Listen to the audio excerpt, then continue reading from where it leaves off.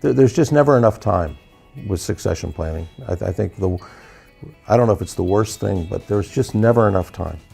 And especially when you've got somebody like myself who had been with the organization in this area, financial reporting, for 25 years. 25 years of history, much of which was in my head or in large binders, is very difficult to download in a relatively short period of time.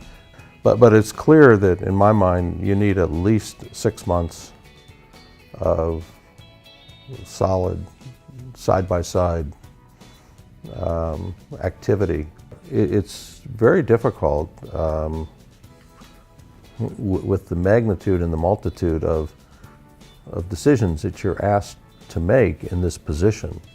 The variety of issues that you're dealing with as a chief accounting officer of a Fortune 150 company, even though you have a very competent staff and you trust the people that you work with significantly, the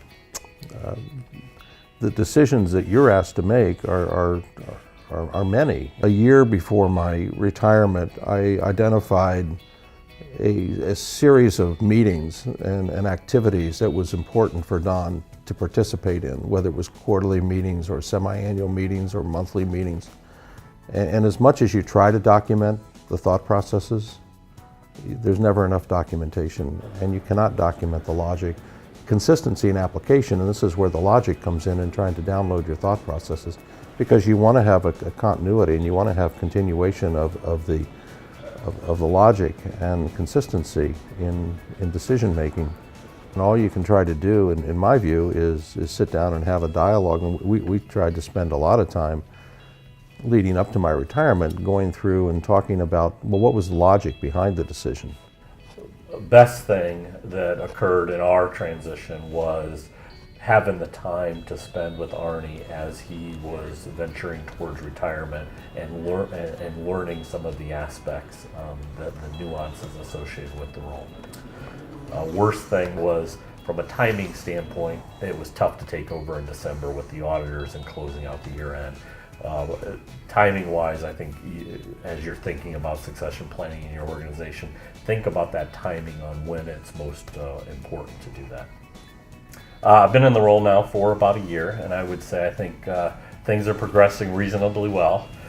It took a while. It took, I mentioned earlier about cutting the cord and sinking or swimming. Well, it's tough. The first 3 to 6 months was a bit more of a challenge. From a legacy perspective, in my view, the biggest legacy that I left at Lilly was a department and an area that was staffed by extremely capable individuals. And it took me years to develop a group of individuals and retain and hire a group of individuals who had the technical skills, so that the technical aspect that's required in the job, Don didn't really have to worry about, because he has a great group of people. Absolutely. What he then had to focus on, in my view, was being the leader and being that person who's the go-to person for an organization with over 1,000 financial people, where the buck stops here.